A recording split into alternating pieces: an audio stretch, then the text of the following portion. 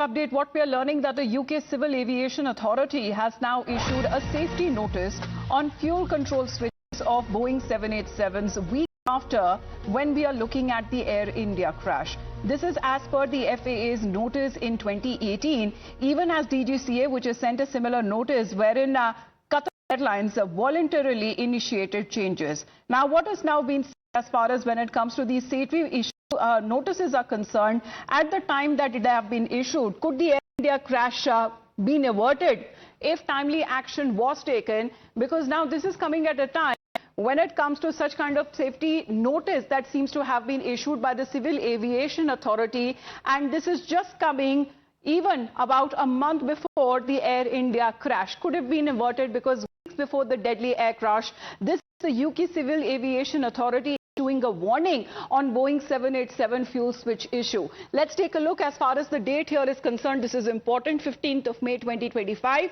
and thereafter when we are looking at this crash that reportedly happened on the 12th of June next month 2025.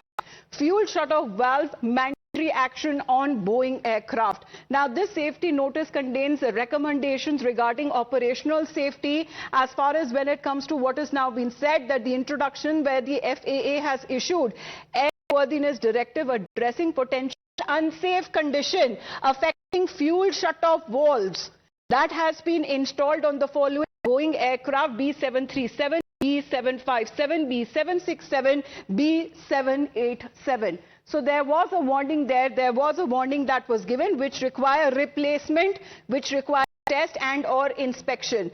Now these airworthiness directives has been adopted by EASA and may be downloaded as far as from its web page is also concerned.